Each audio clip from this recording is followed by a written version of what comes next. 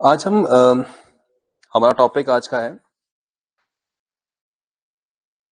RBI monetary policy tools.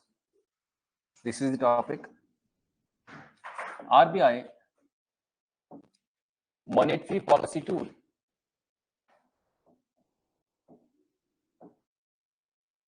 RBI monetary policy tools, ये हमारा आज का विषय है। अब इसके अंदर कुछ टॉपिक्स हैं जहां से क्वेश्चंस आते हैं। जो कुछ 3-4 सालों से एक टर्म जो है अक्सर एग्जाम में पूछी जा रही है, बैंक रन का मतलब क्या होता है। बैंक रन को समझेंगे तो अंडर दिस टॉपिक हमारा फर्स्ट सब टॉपिक है bank run. So bank run का मीनिंग क्या है, बैंक रन होता क्या है, लेट्स अंडरस्टैंड दिस। देखिए, कई बार किसी बैंक की छवि खराब हो जाती है कि वहां ठीक नहीं चल रहा सब कुछ और बैंक बंद होने वाला इत्यादि इत्यादि।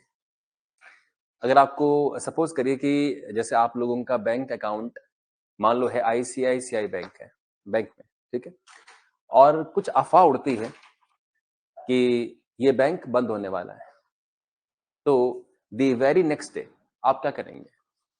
तुरंत जाके बैंक से पैसे निकाल लेंगे, जबकि ये मात्र अफवाह है, क्योंकि बैंक बंद हो नहीं सकते। आरबीआई बैंकों को बंद होने देगा नहीं। जो रियलिटी है वो ये है कि आरबीआई कभी भी बैंकों को ठप होने नहीं देगा। जिस बैंक की स्थिति कमजोर हो जाएगी तो उस बैंक पर लगाम लगाकर तुरंत उसे सुचारू रूप से चलाने के लिए ठीक कर देगा। माने बैंक को मैनेज प्रॉपर तरीके से आरबीआई करता है। तो जब तक आरबीआई है तब तक कोई बैंक फेल नहीं होगा। और इस तरीके की इंफॉर्मेशन बाहर निकले तो क्या होगा? पब्लिक में पैनिक पैदा होगा उनके पैसे के लिए। पब्लिक अपना 8, 10, 15 साल का जो अर्निंग है उसे बचा बचा कर बैंक में सेव करती है, और उनको डाउट पैदा हो जाए कि बैंक बंद होने वाला है तो नेचुरली वो बैंक से पैसा निकालने की पूरी कोशिश करेंगे। जिस तरह से कंडीशन कैसी हो जाएगी कि सभी लोग नेक्स्ट डे एक जलसे के रूप में बैंक के बाहर खड़े हो जाएंगे कि हमें अपना सारा पैसा निकालना है। फिर क्या होगा? आप जानते हैं कि सिर्फ बैंक के पास सीआरआर के रूप में कितना अमाउंट रहता है? 4%। बाकी बैंक 18% किसमें डालता है? एसएलआर के अंदर। वो तो प्रॉपर्टीज या उसमें लग चुका है। और बाकी जो बचा होगा, जो 78% के आसपास का पैसा था, वो किसमें गया होता है? लोन के अंदर। और बैंक ने जो लोन दे दिया उसे तुरंत वापस मांग नहीं सकता।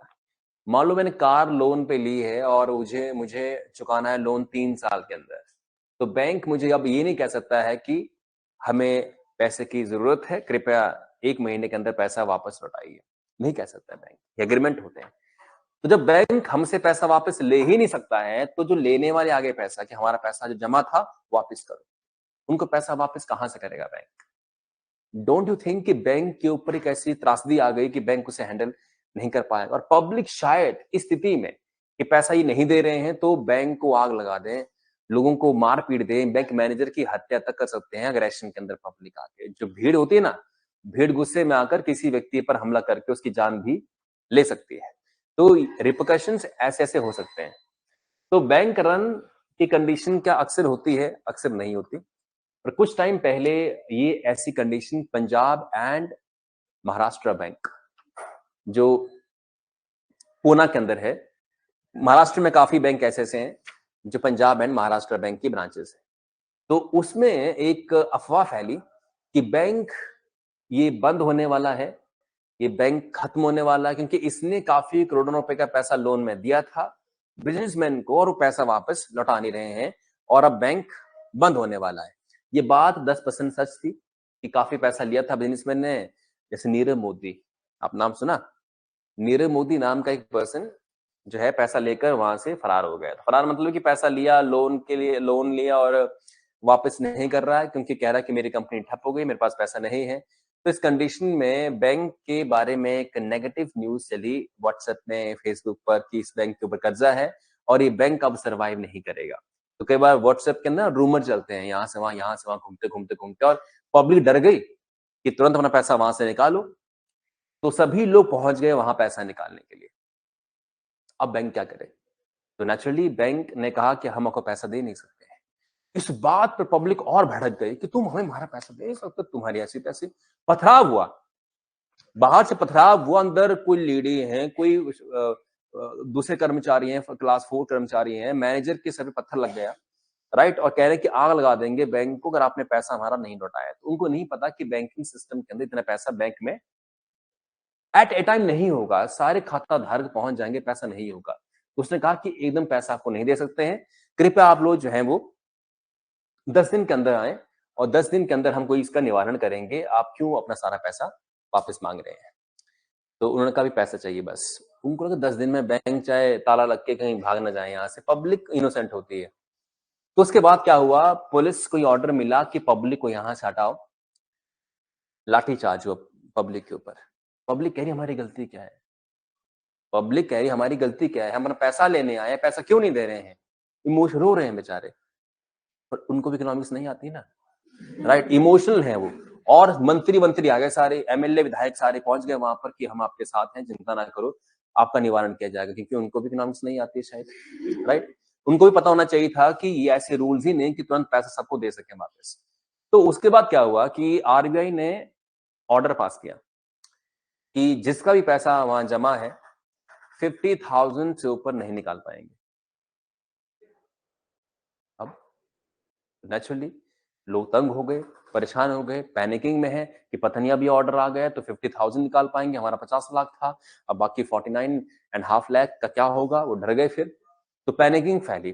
तो सरकार ने, आरबीआई ने और सेंट्रल गवर्नमेंट ने कहा कि लोकल लेवल पे जो लोग हैं, जैसे प्रधान होते हैं या वार्ड मेंबर्स हैं या और भी जनता के प्रतिनिधि जो अवेयर हैं, जानकार हैं, जनता के बीच में जाओ, उन्हें समझाओ कि चिंता की बात नहीं है, इस तरीके से तुरंत बैंक पैसा आपको लौटा नहीं सकता है, आपका पैसा सेफ है, चिंता ना करो।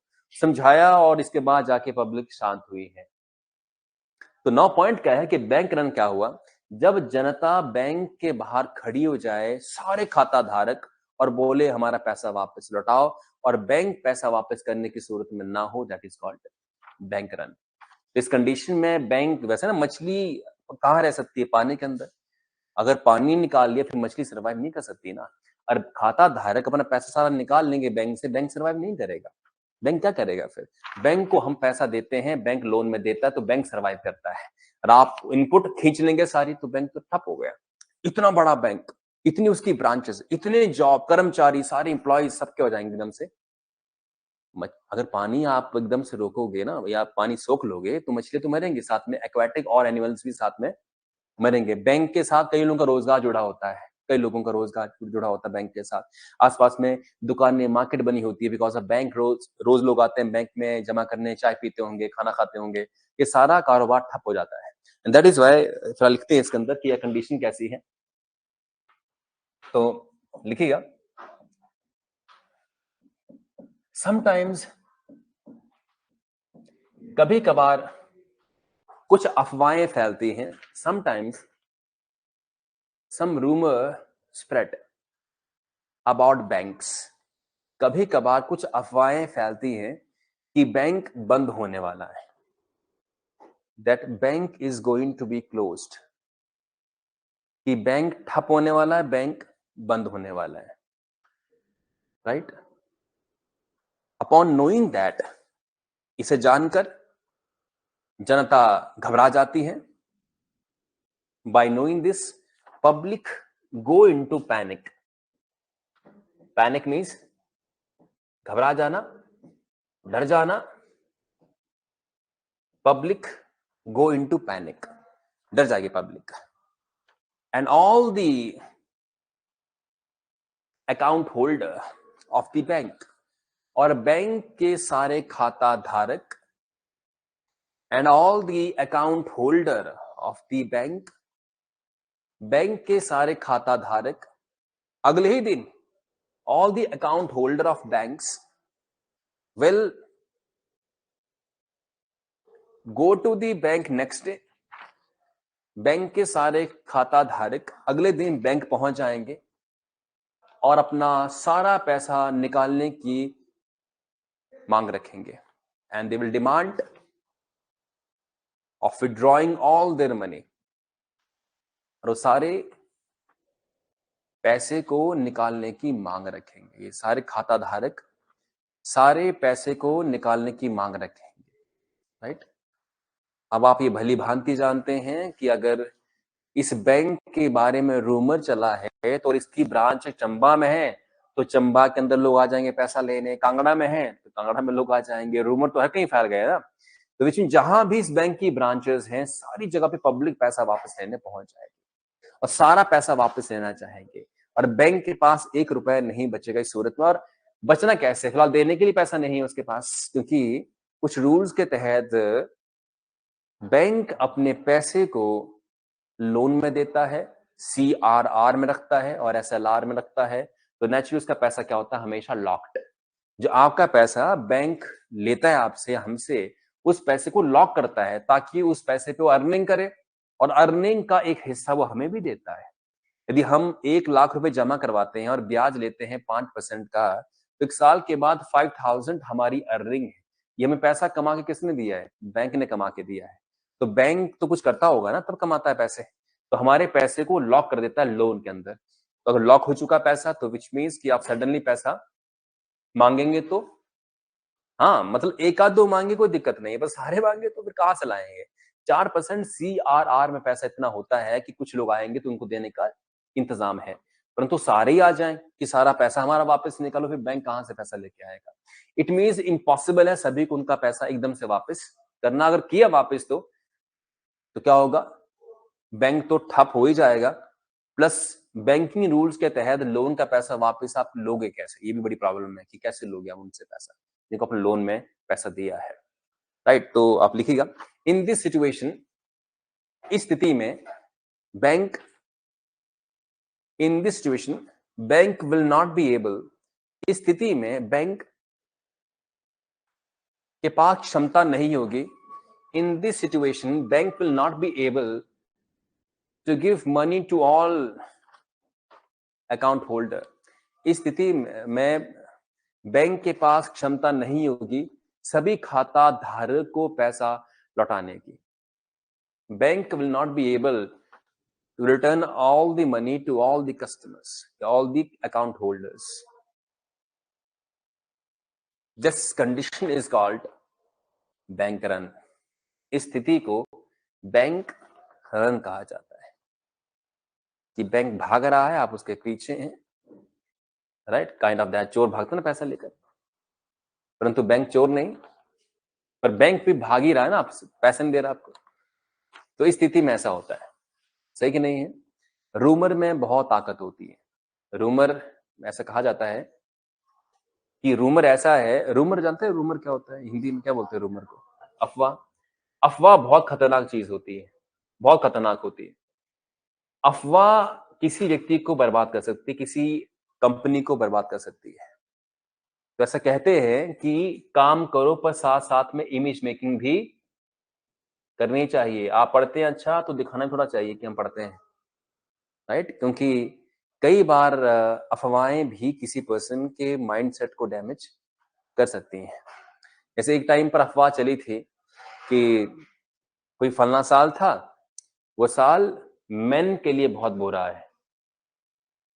कोई साल था ऐसा आया हुआ, किन मेन के लिए, जो शादीशुदा मेन है उनके लिए बहुत बुरा है, ऐसी अफवाह चली। और सोल्यूशन भी दे दिया किसी ने, रूमर सारा अफवाह थी। और एक अफवाह और आई कि अगर यदि ये शादीशुदा मेन बचना चाहते हैं तो इनकी पत्नियों को, वाइफ को हाथ में उल्टे तवे की कालिख लेकर दीवार पे हाथ चिपकाने हैं, और जैसे ही वो प्रेत आत्मा आएगी उनको मारने के लिए, उनके घर के बाहर पहुंचेगी तो दरवाजे पे वो काला हाथ देखेगी तो डर जाएगी, अरे अंदर तो घुसा बैठा है, पति तो कहीं बाहर होगा, है कि नहीं।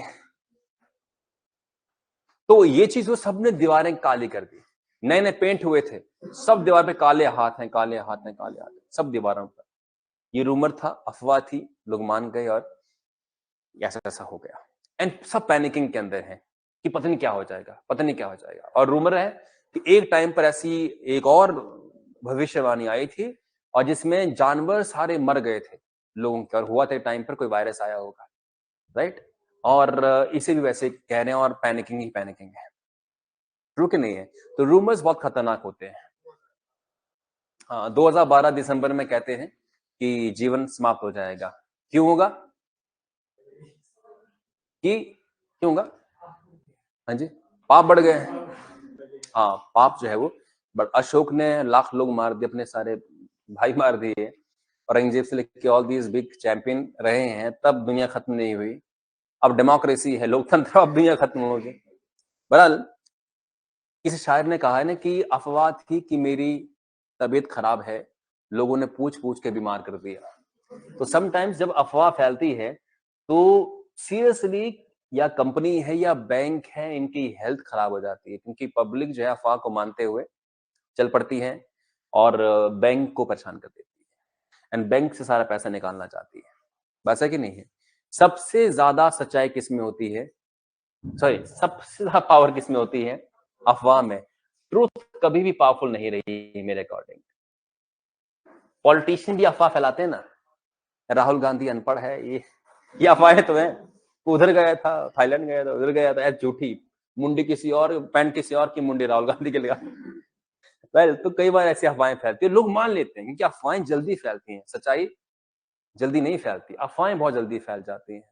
एंड दिस इज व्हाई कि जब भी रूमर बाजार में चले या ऐसी मार्केट में आए तो बैंक और आरबीआई की रिस्पॉन्सिबिलिटी तुरंत उसे क्लियर करे, तुरंत एक स्टैंड ले कि नहीं ऐसा कुछ नहीं है, अखबारों में आए, न्यूज करे, यूट्यूब पे एड चलाएं कि चिंतित ना हो, चिंता ना करो, रूमर को ऐसे किल किया जाना चाहिए। अदरवाइज अगर आपने कुछ एक्शन नहीं लिया उसके ऊपर, वो रूमर कुछ भी क्लियर कर सकता है, तंग कर सकता है बैंकिंग सिस्टम को। बहरहाल बैंक रन के बाद नेक्स्ट है primary market and secondary market. तो मार्केट दो तरह की होती है, primary market and secondary market. इसी के अंदर टॉपिक नंबर 2 है, आप जानते हैं महाभारत के युद्ध में भी रूमर चला था, मालूम है? अश्वत्थामा मारा गया, नौटंकी हुई थी वहां पे भी एक राइट? तो अश्वत्थामा किसका बेटा था? द्रोणाचार्य। द्रोणाचार्य पैनिक हो गए कि मेरा बेटा, उन्होंने हथियार त्याग दिए, खड़े हो गए, बुद्ध की तरह तीर लगे उसके बाद, राइट? तो primary market and secondary market,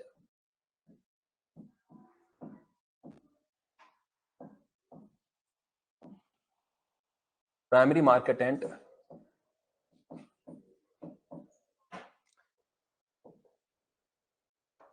secondary market. क्या फर्क होता है प्राइमरी मार्केट और सेकेंडरी मार्केट में? जहां पे फर्स्ट हैंड चीजें मिलती हैं वो होती प्राइमरी मार्केट, और जहां मिलती सेकंड हैंड चीजें वो होती हैं सेकेंडरी मार्केट। तो आसान है इसे समझना, कोई मुश्किल नहीं है।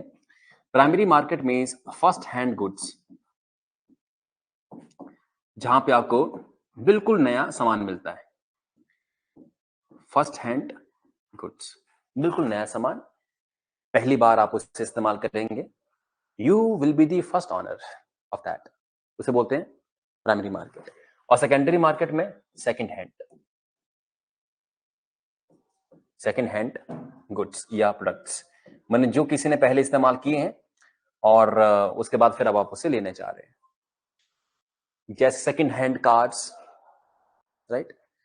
जैसे Tata motors, Hyundai cars, Hyundai motors, right? Maruti, ये सारे के शोरूम में आपको क्या मिलने वाला है?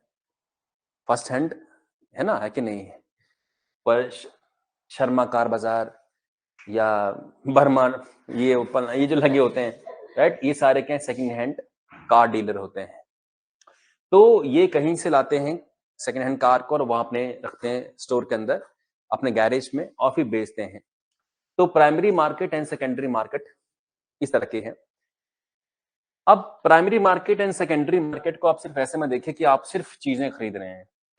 सपोज आप किसी कंपनी के शेयर्स खरीद रहे हैं, शेयर्स, पर आपने पहले खरीदा उसका शेयर या बॉन्ड। उदाहरण के तौर पे एग्जांपल, जैसे आपने बॉन्ड लिया, किसी कंपनी का या सरकार का बॉन्ड लिया। बॉन्ड क्या होता है मालूम है? What is bond? हाँ, एक डेट इंस्ट्रूमेंट है, माने आप किसी को पैसा देते हैं और आपको पैसे के बदले वो एक कागज दे देते हैं, उस कागज में लिखा होता है कि ये बॉन्ड 1 साल का है, या 2 साल का है, या 3 साल का, जो भी लिखा होगा, और लिखा होता है कि हम आपको 1 साल के बाद, अगर साल का बॉन्ड है तो 1 साल के बाद इतना % इंटरेस्ट के साथ पैसा आपका वापस लौटाएंगे। तो वो कागज होता है बॉन्ड, जिस पे साइन होते हैं उनके। मीन्स आपके बीच में बॉन्ड, मीन्स बॉन्ड समझते हैं ना, टाइट हो गया, एग्रीमेंट हो गया कि आपने पैसा उसे दिया है और वो आपको पैसा लौटाएंगे with fixed rate of interest. तो वो होता है बॉन्ड। मान लो सपोज मैंने गवर्नमेंट बॉन्ड लिया, या किसी आदमी ने गवर्नमेंट बॉन्ड लिया ये, और इसने मैच्योर होना था 1 साल के अंदर। 1 साल इसका मैच्योरिटी पीरियड है। समझते मैच्योरिटी क्या होती है? माने आप पैसा विड्रॉ कर सकते हैं 1 साल के अंदर, सर 1 साल के बाद। तो 1 साल के बाद ये मैच्योर होगा बॉन्ड, और इस पे इंटरेस्ट है सपोज 8% का। तो क्या इस पैसे को आप निकाल सकते हैं साल से पहले? नहीं निकाल सकते। बॉन्ड वाला पैसा आप साल से पहले नहीं निकाल पाएंगे, क्योंकि वो एग्रीमेंट आपके और उनके बीच में लिखित रूप से होता है, इस कंपनी के बीच में, सरकार के साथ। अब सपोज करिए कि आपको पैसा चाहिए इमरजेंसी में, और आपने पैसा लगाया किसमें? बॉन्ड के अंदर। इमरजेंसी में पैसा तो आपको मिलने वाला है नहीं। सपोज 1 लाख आपने लगाया था इसके अंदर, तो साल के बाद पैसा कितना मिलेगा आपको? 1 लाख प्लस 8,000 मिलेगा ना। 8% इंटरेस्ट है। आपने 1 लाख रुपए बॉन्ड में दिए थे, या बॉन्ड 1 लाख का था, तो साल के बाद 1 लाख तो मिलेगा आपको वापस, प्लस अगर 8% रेट ऑफ इंटरेस्ट है तो 8,000 भी मिलेंगे आपको। सही है, परंतु आप वेट नहीं कर सकते हैं साल का। क्या किया जाए? तो अब आपके घर में कोई समस्या आ गई है, कोई मजबूरी आ गई है, पैसा चाहिए तुरंत, क्या करेंगे? तो गवर्नमेंट कह रही है, कोई कंपनी कह रही है कि बॉन्ड तो अब टूटेगा नहीं, तो आप क्या करेंगे? तो एक मार्केट होती है सेकेंडरी मार्केट। वहां पे सपोज सेकेंडरी मार्केट में, जैसे ये नाम था इसका राहुल, और इसका नाम है सपोज अंकुश। तो राहुल ने अंकुश को अपना बॉन्ड जो है वो बेच दिया, राइट? राहुल ने अंकुश को अपना बॉन्ड बेच दिया और कहा कि तू मुझे 1 लाख, जैसे मान लो सपोज 8 महीने हो चुके थे, ठीक है, इसको 8 महीने हो चुके थे, कितना वेट और करना है? 4 महीने का। परंतु अब वेट नहीं कर सकते हैं, पैसा इनको चाहिए तुरंत, इमरजेंसी है। तो 4 महीने बचे हुए हैं बॉन्ड पूरा होने के लिए। बॉन्ड पूरा हुआ, 4 महीने और चाहिए, तो 8,000 मिलेगा एक्स्ट्रा 1 लाख के साथ। तो इसने कहा कि एक काम करो, आप मुझे 1 लाख और 3,000 रुपए दे दो, या आप मुझे 1 लाख 2,000 रुपए दे दो, मैंने जो भी है डील किया, इसको ले लो और 4 महीने वेट करो, आपको 1 लाख 8,000 सरकार दे देगी, या जिसका भी बॉन्ड है, कंपनी का है, किसी का भी क्यों नहीं है, सरकार दे देगी या कंपनी दे देगी। तो ये आदमी इस व्यक्ति का बॉन्ड उसे खरीद लेगा, राइट? जब खरीदेगा उससे, तो जो बॉन्ड पे जिस आदमी के बेनिफिशियरी के साइन थे, जैसे बेनिफिशियरी कौन था? वो आदमी राहुल। अब उस पे नाम किसका जाएगा? अंकुश का। अब सरकार को पैसे देने किसको है? अंकुश को, साल पूरा होने के बाद 1 लाख 8,000 रुपए। तो अब बताइए मुझे कि अब अंकुश के पास ये बॉन्ड जो है, ये कौन सी मार्केट में है? सेकेंडरी मार्केट में। और राहुल के पास जो बॉन्ड था वो किस मार्केट का था? क्योंकि उसने फर्स्ट हैंड परचेज किया था, इसने सेकंड हैंड परचेज किया है। अगर ये भी उतावला हो जाए और ना टिक पाए, सपोज इसे पैसे चाहिए, दे दिए, गलती कर लिया, अरे भाई गलत हो गया, गलती हो गई मुझसे, और मान लो अभी 9 ही महीने हुए हैं और 3 महीने का समय और बचा हुआ है, तो इसने किसी और आदमी को कहा कि भाई देखो, मुझे पैसे की रिक्वायरमेंट है, तुम मुझे 1 लाख 2,000 रुपए दे दो और इसे ले लो, तुम्हें साल के बाद 1 लाख 8,000 मिलेगा, तुम क्या 3 महीने वेट कर लोगे? तो कोई और होगा जिसका पैसे की कमी नहीं, बोले ला इधर ले आ, मैं ले लेता हूँ, राइट? तो इस तरीके से अगर सेकंड, थर्ड, फोर्थ किसी के पास जाएगा ना बॉन्ड, ये that will be the second hand, sorry secondary market product. First hand है तो प्राइमरी मार्केट, फिर सेकंड है या थर्ड है या फोर्थ है या फिफ्थ है, वो सारा क्या होगा? सेकेंडरी मार्केट के अंदर। तो नॉर्मली आप इसे समझते हैं ज्यादातर कि कार, स्कूटर, ट्रक, बसेस, ये ज्यादातर सेकंड हैंड में बहुत बिकती हैं। तो फर्स्ट हैंड और फिर सेकंड हैंड। कपड़े भी बिकते हैं ना सेकंड हैंड, बिकते हैं। यहाँ तो इतना चलन नहीं है, पर ऊपर चंबा में भी एक मार्केट है सेकंड हैंड, सेकेंडरी मार्केट बोलेंगे ना उसे, तरपाल डाल के बैठे होते हैं, सेकेंडरी मार्केट है।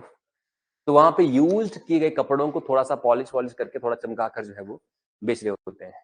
ऐसे ₹100 की कोई शर्ट होगी या जैकेट होगी ₹300 की, राइट? तो ये जो है चीज़ें वो बेच रहे होते हैं। ये सेकंड हैंड चीज़ें हैं। इन मिंजर में भी जो कपड़े बहुत सस्ते होते हैं और वो बोलते हैं फर्स्ट हैंड है, फर्स्ट हैंड नहीं होते, क्या होते हैं वो सेकंड हैंड। तो सवाल है कि ये लाते कहाँ से हैं? तो लाते हैं बड़ी-बड़ी सिटी से।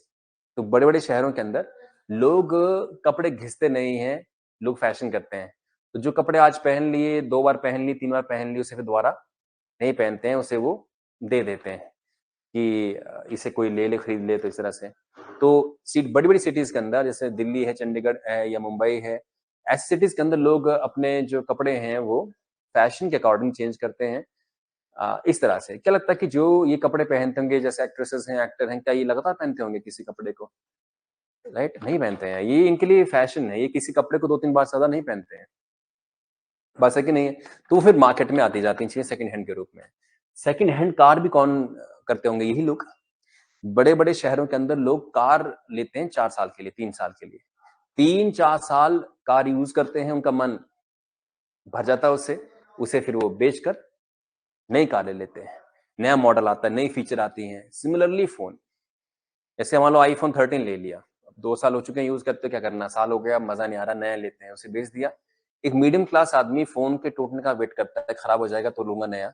वो लोग, उनके लिए फ़ैशन है, नई फीचर आ रही है, नया लैपटॉप लेना। तो सेकंड हैंड चीज़ें खराब नहीं होती, बुरी नहीं होती। रीज़न क्या है, कुछ लोगों को अब वो चीज़ भा नहीं रही है, बहुत यूज़ कर लिए, इसे क्या करना है, अब तो इसे अब बेच देते हैं। तो वो सारे उत्पाद कहाँ जाते हैं? सेकेंडरी मार्केट के अंदर। तो primary market and secondary market, तो जहाँ पे चीज़ें या उसका जहाँ फर्स्ट ओनर होता है, जिस फील्ड में जहाँ पर्सन फर्स्ट ओनर है, वो फील्ड कौन-सी है? प्राइमरी मार्केट है। जहाँ ओनर सेकंड है या थर्ड है या फोर्थ है, that is called secondary market. हाँ। हुँ। हुँ, हुँ, हुँ। हाँ, मतलब वो सेकेंडरी मार्केट ही ज़्यादातर है, क्योंकि आप डायरेक्टली जब पैसा इन्वेस्ट नहीं कर रहे हैं, सपोज़ आप डायरेक्टली लेते हैं रिलायंस के शेयर्स, तो आपने डायरेक्टली उसको खरीदा। आप फर्स्ट हैंड ओनर है। देखिए, अगर आप रिलायंस के शेयर्स खरीदते हैं, तो रिलायंस कहता है कि भई इसने हमसे खरीदा, तो आप उसके क्या हुए? फर्स्ट ओनर हुए। पर आप डायरेक्टली रिलायंस से ना खरीद कर किसी और कोई एजेंट है या कोई इनसे ब्रोकर है, उनसे कोई ऐप्स हैं, उनके थ्रू आप करते हैं। क्या आपने नाम सुना म्यूचुअल फंड्स का? म्यूचुअल फंड क्या होता है? ऐसा ही है। आप डायरेक्टली कंपनी के शेयर्स नहीं खरीदते, आप पैसा लगाते हैं म्यूचुअल फंड्स में। ये कंपनी म्यूचुअल फंड्स वाली आपसे पैसा लेकर फिर वो यहाँ-वहाँ लगाती रहती है। तो वो कंपनी होती है, फर्स्ट ओनर आप होते हैं एक तरह से ओनर। तो फिर आपको फ़ायदा पहुँचाने की पूरी-पूरी कोशिश करती है।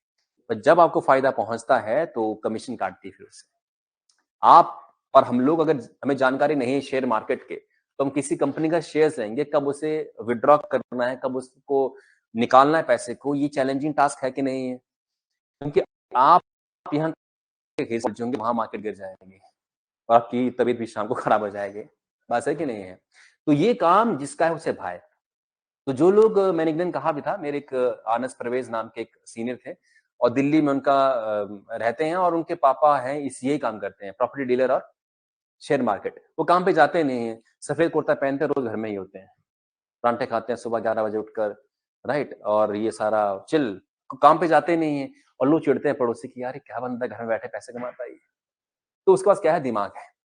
दिमाग, उन्होंने अपने जीवन के 15-20 साल इस उसमें लगाए हैं, तो वो घर पे आराम से बैठकर चिल करते हैं, टीवी देखते हैं, आईपीएल देखते हैं, बस फ़ोन पे देखते रहते हैं चल रहा है, मार्केट कहाँ जा रही है, बस आईपीएल चल रहा है। और बाकी लोग बोल रहे हैं यार कब छुट्टी होगी, 5 कब बजेंगे, राइट? तो वो ये अपना-अपना स्किल है। तो जब उनके हम यहाँ गए, तो उनके पापा से मिले, तो उनके पापा जो है ना वो फ़ोन पे 2-3 फ़ोन पे हमेशा लगे रहते हैं कि ये मार्केट कहाँ जा रही है, उसका क्या है, हमेशा फ़ोन पे ही होते हैं वो, ज़्यादातर केसेज़ में। तो हम उनसे मिले, नमस्ते किया और उनके पैर छुए, तो उन्होंने ऐसे-ऐसे मुँह उधरा और उन्होंने ऐसा किया, गॉड ब्लेस यू, देखा नहीं कि हैं कौन।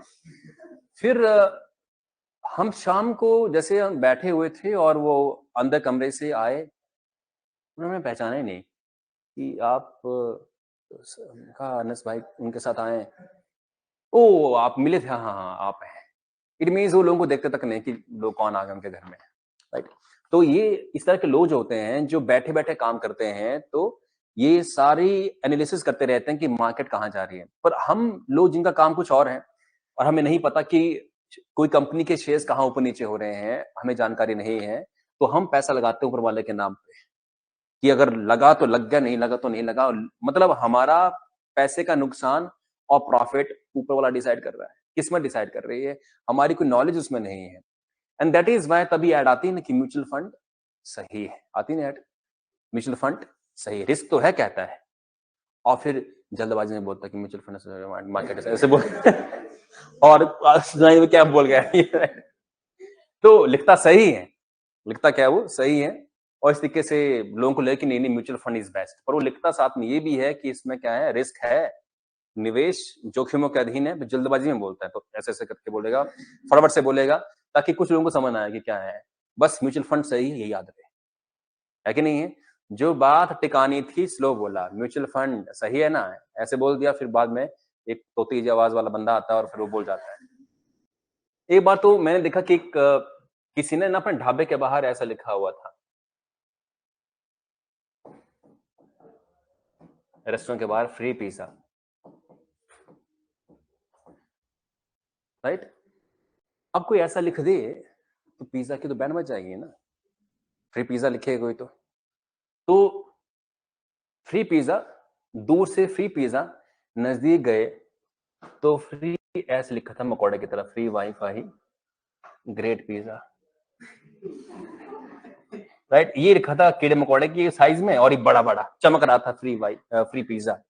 अब लोग वहां पहुंच जा रहे हैं और पहुंच के बोल रहे हैं यार, एक तो ये है कि खुशी हुई देखकर ना, हमारा बेवकूफ बन गया, दिमाग है बंदे के पास, तो हम बोलेंगे पिज्जा कर दे। जो भी दुकान के बाहर पहुंच जाता है ना, फिर वो वापस नहीं जाता।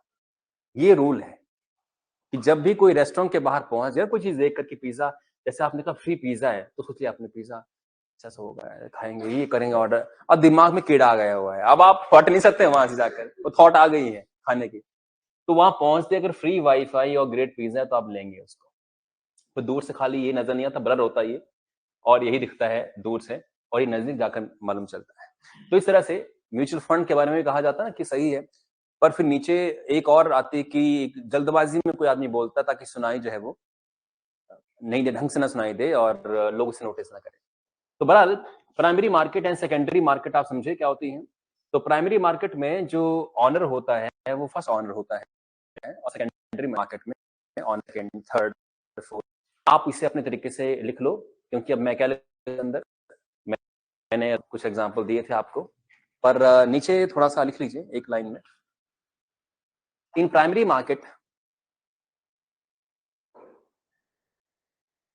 Honours are first handed. Primary या प्राथमिक बाजार में, या जो भी लिखिए, प्राइमरी मार्केट में ऑनर को क्या बोलते हैं, या से लिखिए फर्स्ट हैंड ऑनर होते हैं। फिर मुझे दिक्कत आ जाएगी फर्स्ट हैंड को क्या बोलेंगे, राइट। तो प्राइमरी मार्केट में फर्स्ट हैंड ऑनर्स होते हैं, मतलब प्राथमिक जो ये बाजार है उसमें फर्स्ट हैंड मालिक होते हैं, ऑनर होते हैं। परंतु सेकेंडरी मार्केट में, बट इन द्वितीय बाजार में, बट इन सेकेंडरी मार्केट, परंतु द्वितीय बाजार में, but in secondary market the owners are second handed. परंतु द्वितीय बाजार में सेकंड हैंड मालिक होते हैं, सेकंड हैंड मार्केट मालिक होते हैं। For example mutual fund, mutual fund, तो म्यूचुअल फंड क्या चीज है आइए जान लेते हैं। आपने टीवी में ऐड काफी सुनी होगी, इवन कभी कभार तो सचिन ने भी ऐड की है, आई थिंक धोनी ने की ऐड, सचिन ने ऐड की है कि कुछ ऐसा था कि मेरे उनका किसी एक मम्मी होती है, उनका बेटा खेल रहा होता है क्रिकेट, और वो वर्ल्ड होती हैं कि पता नहीं करेगा नहीं करेगा, तो उन्होंने कहा कि रिस्क लेना पड़ता है, कुछ ऐसा कहा सचिन ने कि धोनी ने, रिस्क लेना पड़ता है और रिस्क लेंगे तो ही कुछ होगा, ऐसे कुछ बोलकर और फिर नीचे म्यूचुअल फंड चला देते हैं। तो म्यूचुअल फंड होता क्या है, पहले ये समझते हैं, फिर देखते हैं कि म्यूचुअल फंड में पैसा लगाने से क्या बेनिफिट है। काफी एप्स है, काफी ज्यादा एप्स हैं आजकल तो। हाँ, बस वो कमीशन लेते हैं आपसे। फिर वो एक कंपनी होती है, एक जिस कंपनी का ऐप होता है, कंपनी के कई वर्कर वहां काम कर रहे होते हैं और आपसे पैसा लेकर वो आपके बिहाफ पर पैसा, ऐसा अगर मैं खुद काम करूंगा तो मुझे 24 घंटे नजर रखनी पड़ेगी कि किस कंपनी में डाला मैंने, फिर उस कंपनी से पैसा निकाल के किसी और कंपनी में डालना है। तो शेयर्स कब निकालने हैं, कब पैसा इन्वेस्ट करना है, ये मोमेंट बहुत इंपॉर्टेंट होते हैं, राइट। तो इसलिए वो हमारे बिहाफ पर हमारी जगह काम कर रहे होते हैं एंड दैट इज वाई जब प्रॉफिट हमें होगा तो उसका एक हिस्सा वो हमसे लेते हैं, पर हमारा पैसा लगभग क्या होता है, सेफ, क्योंकि ये म्यूचुअल फंड वाले ट्रेंड लोग होते हैं, ट्रेंड, जिनका काम क्या है सुबह से शाम तक मार्केट को एनालाइज करना। तो म्यूचुअल फंड में पैसा लगाकर बेनिफिट होता है इसमें, पर एकदम से नहीं होगा, लॉन्ग टर्म में बेनिफिट होगा। जैसे आप अपना पैसा लगाते हैं 10 साल के लिए तो बेनिफिट किसमें है, फिर म्यूचुअल फंड में। आप पैसा लगाना चाहते हैं 6 महीने के लिए, साल के लिए, तो फिर म्यूचुअल फंड में बेनिफिट नहीं है, फिर एफडी वगैरह करवा के ही फायदा है। कि म्यूचुअल फंड में अगर आपको अच्छा फायदा हुआ तो साल में चाहे 1 लाख 10 लाख बन जाए और नुकसान हो तो साल में 1 लाख 1,000 बन जाएगा, राइट। तो वो नुकसान भी तो है। पर 10 साल या 20 साल में अगर पैसा लगाएंगे तो नेचुरली वो तो प्रॉफिट ही होगा। रिलायंस कंपनी कहां थी आज से 10 साल पहले, अब कहां पहुंच गई है। आपके आस पड़ोस में लोगों के घर पहले कैसे, 10 साल पहले अब घर कैसे बन गए हैं। आज से 10 साल पहले लोगों के बाथरूम कैसे, किचन कैसे थे, अब बड़े हुए ना। जब सभी ठीक ही कर रहे हैं दुनिया के अंदर तो कंपनी भी ठीक ही करेंगी ना, क्योंकि सारा माल कहां से आ रहा होता है, कंपनी से आ रहा होता है। घर में आप पेंट करते हैं, पेंट कहां से आ रहा है, कंपनी से आ रहा है। घर में आप टाइल्स लगा रहे हैं, कहां से आ रहा है, कंपनी से आ रहा है। आप गीजर ले रहे हैं, हीटर ले रहे हैं, कार ले रहे हैं, स्कूटर ले रहे हैं, तो कहां से आ रही है, कंपनी से आ रहा है। और आई एम श्योर कि कार स्कूटर अब और लोग लेंगे, आपकी जॉब लगेगी, आप क्या लेंगे पहले, आपने उस दिन कहा था क्या लेंगे, किसी ने कहा कार और ये ले लेंगे, तो विच मीन्स कि आपकी जॉब लगने पर तुरंत आप कार लेंगे, तो जो कार बनाती कंपनियां हैं उनकी वैल्यू कम जाएगी, बढ़ेगी, उनकी बढ़ेगी ना। पर किस्मत खराब हुई तो आपने मान लो किसी ऐसी मोटर में पैसा लगा दिया, जैसे कुछ है ना, जैसे कुछ ऐसी गाड़ियां हैं जो अभी इतनी फेमस नहीं है, जैसे फोर्ड, फोर्ड एक कंपनी है जिसकी कारें ज्यादा बिक नहीं रही हैं, अगर आपने उसमें पैसा लगाया होगा तो आपका पैसा गिर भी सकता है, जा भी सकता है। परंतु ज्यादातर केसेस में कंपनियां सारी ऊपर ही जाती हैं, कुछ कंपनियां बंद होती हैं, ठप होती हैं। जैसे किंगफिशर कंपनी बंद हुई थी, किंगफिशर जो एयरप्लेन वाली कंपनी थी, एयरप्लेन बंद हुई थी, वो तो किस्मत खराब है, नहीं तो ज्यादातर कंपनियां सक्सीड कर जाती हैं। Is it true not.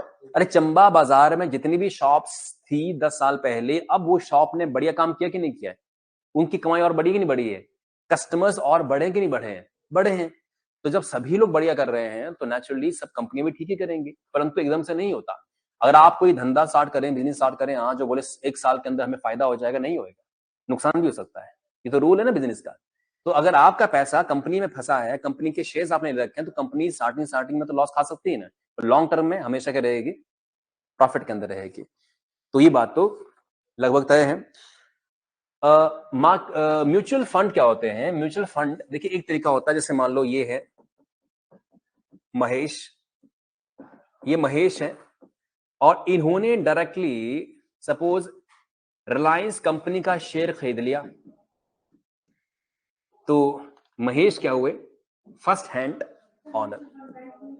हाँ बिल्कुल, बैंक वाले, इस एसबीआई पीएनबी सबकी है, सबकी कंपनी म्यूचुअल फंड के। माने ये सब बोलते हैं कि पैसा लगाओ, आप हमें पैसा दो, और इनकी स्कीम होती है 4 साल की, 6 साल की, 10 साल की स्कीम।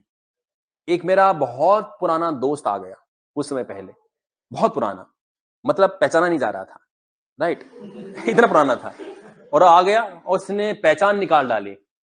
ये जो एजेंट लोग होते हैं ना, एजेंट जो है ये कितनी पुरानी पहचान निकाल देते हैं कि हम स्कूल में पढ़ते थे, हम मिट्टी में खेलते थे, वैसे पहचान निकाल दी उसने। ओहो, मैंने कहा अच्छा वो तू था। तो उसने कहा कि मैं एसबीआई मैंने ज्वाइन किया है, एज मैं उसमें काम कर, ट्रेडिंग में काम कर रहा हूँ, तो एक स्कीम है और उस स्कीम में आपको 5 लाख लगाना है 10 साल के लिए और आपको इतना पैसा मिलेगा।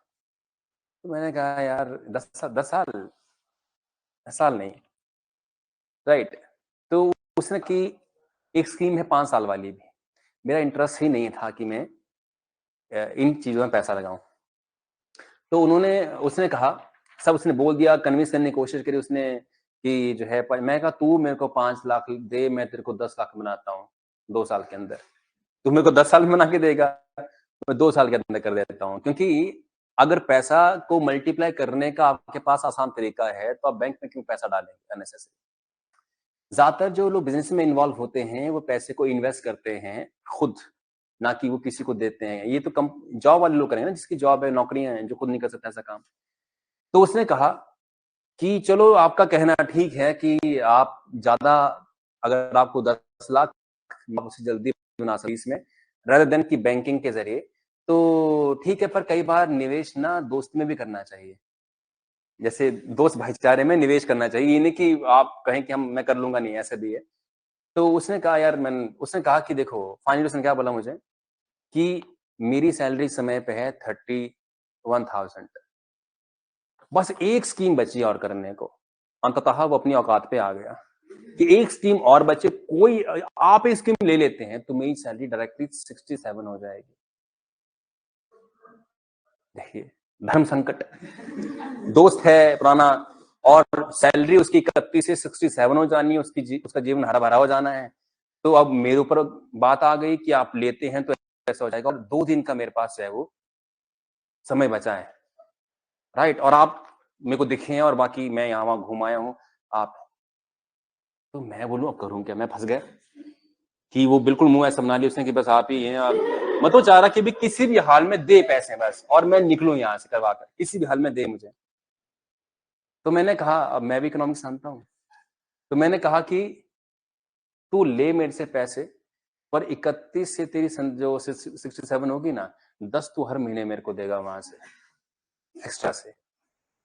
जब तेरी 31 से 67 हो जानी है, अगर तूने 10 दे दी, तेरी 57 सैलरी, ऐसे मान ले मैं क्या कि तेरी सैलरी 67 नहीं होगी, 57 होगी, राइट? और हर महीने 10 देना तूने मेरे को, करेगा ऐसा? वो फिर हंस पड़ा कि मतलब पकड़ा गया मैं। तो फिर वो चला गया। ऐसा कुछ नहीं होता, कंपनी आपको मात्र एक और प्रोडक्ट बेचने पर इतनी सैलरी बढ़ाती नहीं, इंसेंटिव होते हैं बस। जैसे आपने स्कीम्स 5 बेची तो आपको सैलरी देंगे, नहीं तो सैलरी नहीं देंगे।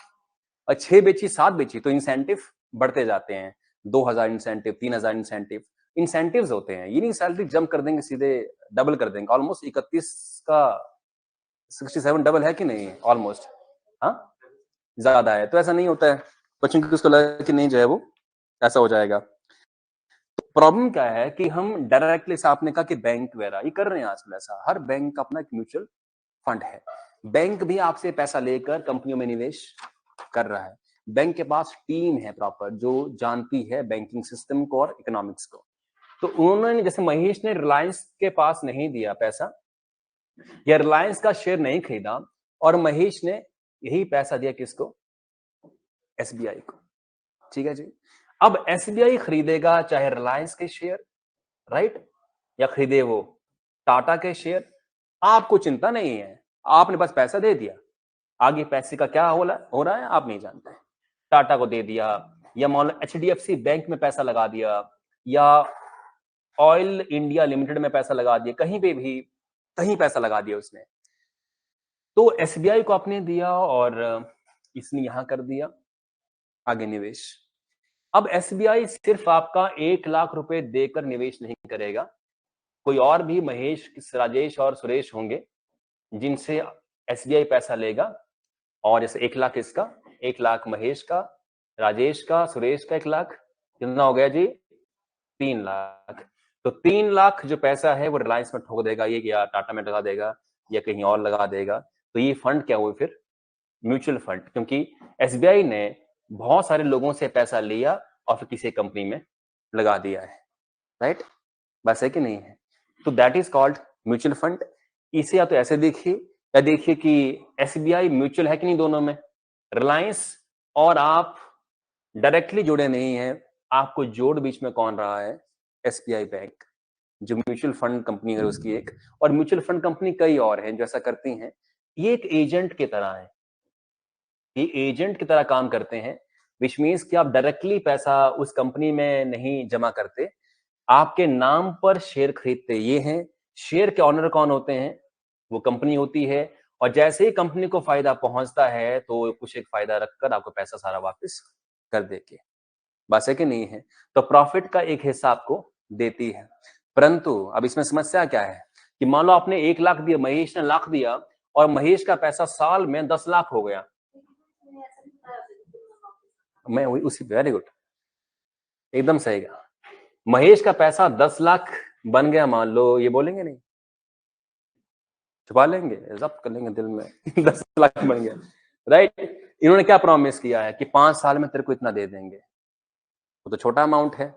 अगर बम्पर पैसा ऊपर गया आपका तो ये 9 लाख में से शायद आपको जो है वो जो प्रॉमिस किया स्टार्टिंग में कि आपको इतना परसेंट दे देंगे, 11% देंगे, 10% देंगे। क्योंकि बैंक में डिपॉजिट करने पर एफडी में आपको 5 से लेकर 6% के मिलते हैं, इंटरेस्ट रेट मिलते हैं। और कोई आपको 11% दे दे, 10% दे दे तो बड़ी बात है कि नहीं है ये? तो बस आप इस चक्कर में ही इनको पैसा दे देते हैं और ये आगे जाके तांडव मचाते हैं। मतलब लाख का 10 लाख कर दे रहे हैं, 5 लाख हो जा रहा है तो ये पैसा ज्यादातर। और क्यों ना कमाए, दिमाग किसका लग रहा है इसके अंदर?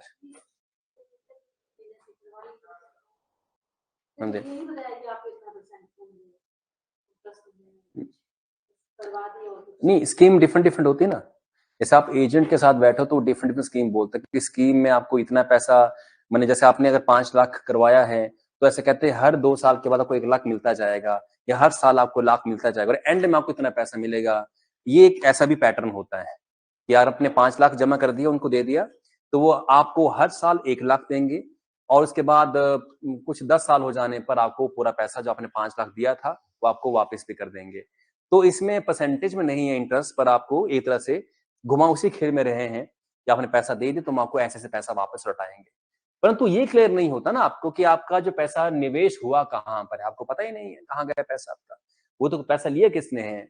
एक म्यूचुअल फंड ऑनर कंपनी ने, एसबीआई ने, एसबीआई म्यूचुअल फंड ने पैसा लिया आपसे। उन्होंने कहाँ कहाँ लगाया है। हाँ, अगर घाटा होता है तो अब उनको दिक्कत है कि आपको तो पैसा उन्होंने वापस लौटाना ही है किसी एक उसके इंटरेस्ट के ऊपर, या किसी एक अमाउंट जो उन्होंने प्रॉमिस कर दिया आपको।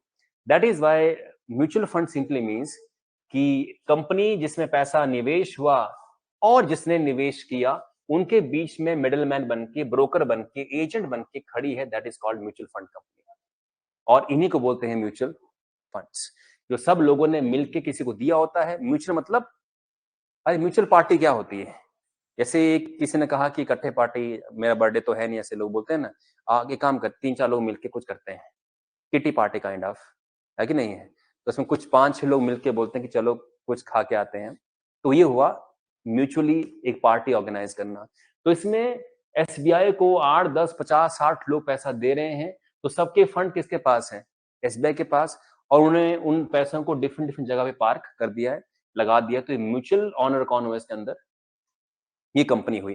तो इस तरह के फंड जो रखे जाते हैं they are called mutual funds. समझा कि नहीं समझे आप इस चीज के अंदर? राइट? डायरेक्टली आप पैसा लगा देते हैं तो आप ऑनर हुए, सीधी सी बात है, शेयर के।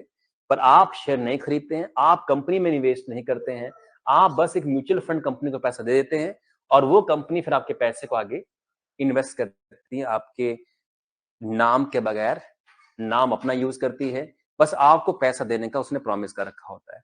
कितना देंगे तो उसको देना ही पड़ेगा। परंतु ज्यादातर केसेस में ये फायदे में रहती है, तभी काम धंधा चला रहे हैं ना अपना। तो नुकसान भी होता है कई बार। जैसे आपने सपोज कहीं, जैसे एक पैसा कहीं 10 लाख लगाया, वो बन गया 20 लाख। पर कहीं 10 लाख लगाया होगा, बन जाएगा वो 10 का 5 लाख। नुकसान भी तो है ना साथ में। परंतु आपने लगाया कितना था? 10 और 10 20, और आपको प्रॉफिट कितना होगा? मैंने आपका बना पैसा कितना? 25 lakh. What is the profit ultimately? 5 lakh का। तो फायदा और नुकसान तो उसका पार्ट ही है। बट वो ऐसे पैसा लगाते हैं, यहां भी लगाना, यहां भी लगाना, कहीं फायदा कहीं नुकसान है, बैलेंस करेंगे तो नेट उनको फायदा ही होता है। ये होता है म्यूचुअल फंड में पैसा लगाना है। ठीक है जी। कई बार जैसे आपने मान लो सपोज करिए कि आपने 10 लाख दे दिए रिलायंस, सॉरी, ये एसबीआई म्यूचुअल फंड को 10 लाख दे दिए।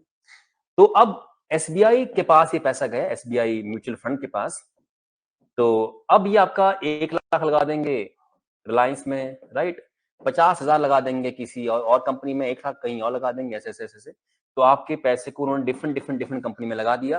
अगर 4 कंपनी फायदे में है और एक नुकसान में है, तब भी तो कुछ बिगड़न है आपका। अगर आप कहीं लगा देते हैं खुद सारा पैसा किसी एक कंपनी के अंदर, तो आप रिस्क पे चलते हैं। तो ये फंड कहाँ कितना लगाना है, कितना कहाँ फायदा पहुंचेगा आपको, ये सारा दिमाग ब्रेन किसका होता है? म्यूचुअल फंड कंपनी का। तो आजकल तो इतने बथेरे ऐप हैं, ग्रो ऐप है आजकल, बड़ी ऐड आती है उसकी, ग्रो करें ग्रो करें, तो उसमें भी आप पैसा लगाते हैं, वो म्यूचुअल फंड ही है। आप पैसा उसे देंगे और आपके बिहाफ पर पैसा आगे लगाएगा थ्रू म्यूचुअल फंड्स। उसमें एक ऑप्शन ये भी आती है कि आप क्या खुद पैसा लगाना चाहते हैं शेयर्स में, तो आप खुद भी लगा सकते हैं बिना किसी एजेंट के जरिए। तो ये चीज में रहती है। बहरहाल तो इसमें अगर आपको डायरेक्टली शेयर्स खरीदने, सॉरी बॉन्ड खरीदना है, गवर्नमेंट का सरकारी बॉन्ड लेना है, तो कहां से मिलेगा? लास्ट टाइम आपने मुझसे क्वेश्चन किया था कि ये जो बॉन्ड है, सरकारी बॉन्ड है, गवर्नमेंट के बॉन्ड हैं, ये हमें मिलेंगे कहां से? क्योंकि ज्यादातर आप एफडीआई और इनमें पैसा लगाते हैं। एफडीआई में इंटरेस्ट कितना है? मैंने कहा 5 से 6% तक है कि नहीं है? तो एफडीआई का इंटरेस्ट है 5 से 6% तक। ये एफडीआई का इंटरेस्ट है। अगर आप बॉन्ड में पैसा लगाते हैं, बॉन्ड में, तो बॉन्ड में इंटरेस्ट 7 से लेके 8% होता है।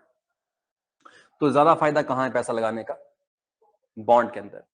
परंतु ये समस्या भी है कि एफडीआई का पैसा, या एफडीआई को आप इन बिटवीन तोड़वा सकते हैं, मैच्योरिटी से पहले पैसा आप तोड़वा सकते हैं और आपको थोड़ा सा पेनल्टी पड़ेगा, पर पैसा आपका वापस आ सकता है। पर बॉन्ड में पैसा वापस नहीं आता है, ये एक प्रॉब्लम है यहाँ पे। परंतु सरकारी बॉन्ड कहां से खरीदेंगे आप? गवर्नमेंट बॉन्ड आप कहां से खरीदते हैं? तो साइट है ई कुबेर। ये कई बार एग्जाम में आ चुका है कि व्हाट इज ई कुबेर, लिखिए इसमें टाइटल ई कुबेर। तो ई कुबेर क्या है? ये गवर्नमेंट की साइट है या फिर आरबीआई की साइट है? ये एक आरबीआई की साइट है।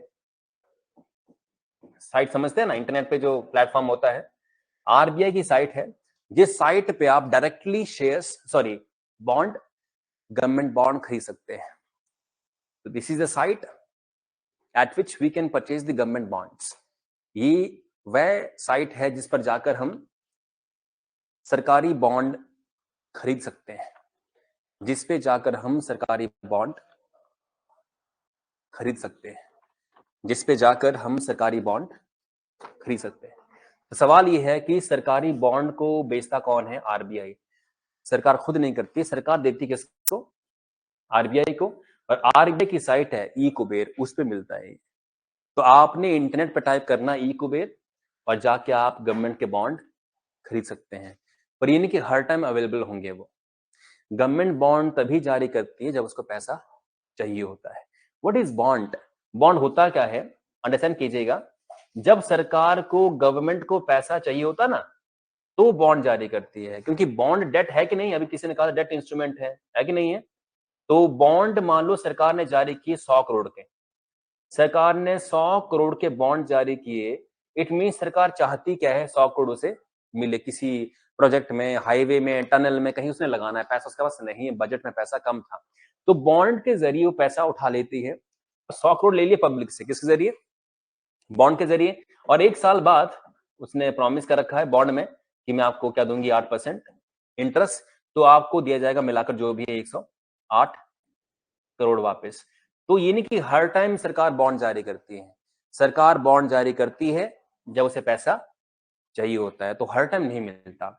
यही रीजन है कि ज्यादातर लोग बैंक में ही एफडी करवा के पैसा जमा कराते हैं। अगर हर टाइम अवेलेबल होता तो लोग सारा पैसा कहाँ डालते हैं? बॉन्ड में। तो फिर तो वो बेस्ट प्लेटफॉर्म होगा, 7 से लेकर 8% इंटरेस्ट रेट है। तो सवाल है कि कैसे मालूम चले कि सरकार बेच रही है बॉन्ड?